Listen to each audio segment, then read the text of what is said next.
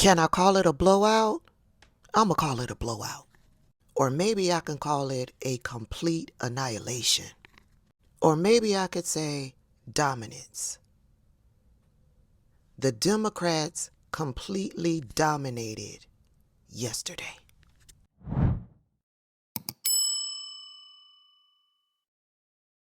Hey everybody, welcome back. If you are not following me or if you are not subscribed to me, make sure that you're hitting that subscribe button and that following button.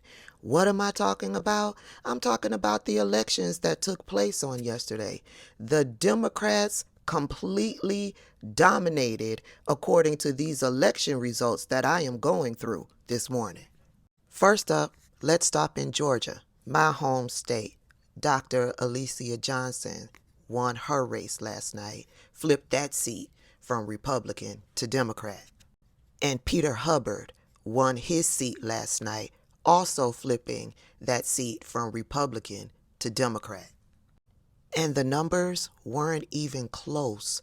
Dr. Johnson, she won 62% of the vote. The same thing for Peter Hubbard. And then we're heading over into New York City. Zohran Mamdani is the new mayor for New York City. He won 50.4% of the vote. Here's the breakdown by race. I thought it was going to be much closer than this. I mean, white men and white women, they gonna do what they gonna do. In the state of New York, Latino men and Latino women, they're gonna do what they're gonna do. Black men and black women still came out the majority for Mamdani. I thought it was going to be a much closer race than this. That just tells me New York is sick and tired of the Cuomos. So much so, they sent them packing. And thank God that Virginia came through and sent Winsome Earl Sears home. Abigail Spanberger won her race, 57.5% of the vote. That's a blowout to me. This wasn't close at all. And of course, y'all know I got the breakdown by gender and race. Like I said, white men and white women, they're going to do what they always do. But 96% of black women and 88% of black men came through for Abigail Spanberger. Latino women came through for Abigail Spanberger. Latino women, I don't know what y'all gonna do with y'all men because they on that bullshit. And then let's go on over to New Jersey. Blowout. 56.2% of the vote went to Mickey Sherrill. Complete blowout.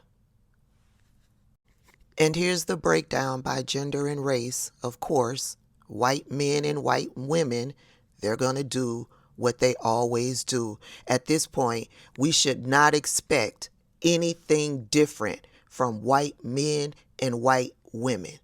Black men, 92%. Black women, 95% went to the voting booth to vote for Mickey Sherrill. Latino women came through again. Latino men did better in this race. So New Jersey Latinos, they on a totally different spectrum when it comes to political races and voting. Back to Virginia for a second.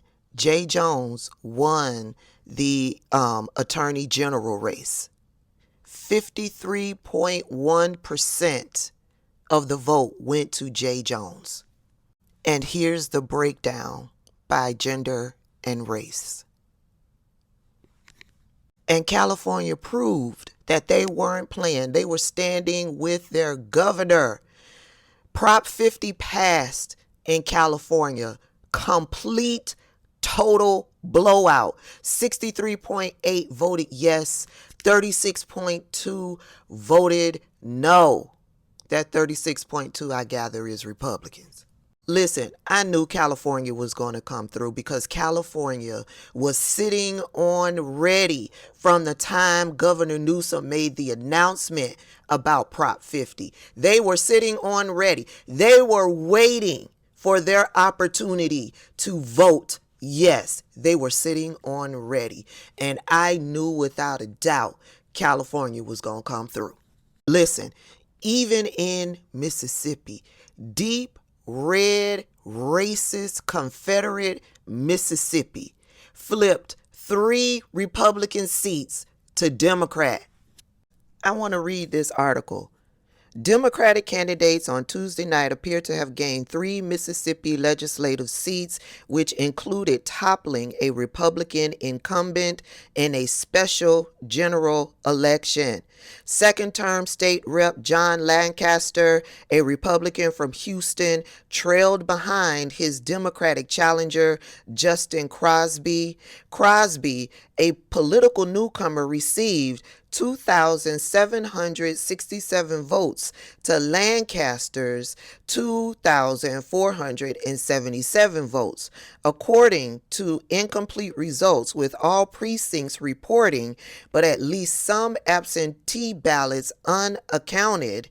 The race included parts of Chickasaw, Monroe, and Clay counties. The final vote tallies can change because local election officials can process absentee ballots for up to 5 days after the election.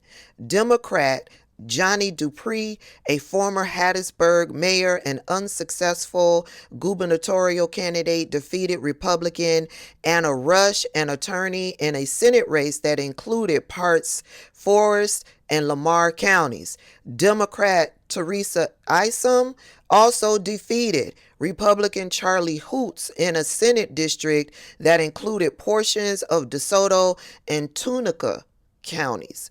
Each district where Democrats gained seats was in an area where a federal court ordered lawmakers to redraw lines to make majority black districts. Though Democrats made inroads in the state, several Republican incumbents successfully fended off Democratic challenges. It don't matter. 3 seats were flipped from Republican to Democrat in deep red Mississippi. I was stunned going through all of the numbers this morning. Stunned. Last night, voters across the country sent a clear message. They're done with Donald Trump and his sycophant Republicans in the House and the Senate. They're done with their chaos, their racism, and their failed policies. In a stunning rebuke, Democrats flipped key seats from coast to coast, proving that the country wants progress and not division. In Virginia, Abigail Spanberger made history as the state's first female governor, flipping that seat from red to blue. New Jersey elected Mickey Sherrill, another former House Democrat, as their new governor. Both women who first flipped Republican congressional seats in 2018's blue wave. And now in New York City, Zohran Mamdani became the next mayor. Call him Mr. Mayor-elect, defeating both the Republican and the Independent in a race showcased the power of progressive energy. But the wins didn't stop there. California voters approved a new congressional map designed to help Democrats gain 5 more seats in the House in 2026, which pushes back against Republicans and their gerrymandering. And in Connecticut, Democrats flipped a mayoral seat in Stratford and also in Milford and in New Britain, while also securing victories in local races across the country, nationwide. And the best part of it all is the biggest loser is Donald Trump. His hand-picked candidates were rejected in critical races from governor to lieutenant governor, where Ghazala Hashmi, hopefully I'm pronouncing her name right, she became Virginia's first Muslim woman elected statewide. Even in local races, voters chose Democratic leadership and just kicked Trump's extremism out the window. This wasn't just about policy. It was about repudiation of hate, chaos, and the Republican agenda. Voters are tired of attacks on democracy, reproductive rights, and working families. And last night, they chose leaders who will fight for their futures, not just relitigate the past. Shout out to all of y'all. Shout out to each and every one of you that went into that voting booth on yesterday to vote for the Democrats. 2026 will soon be here, and we get to do it all over again.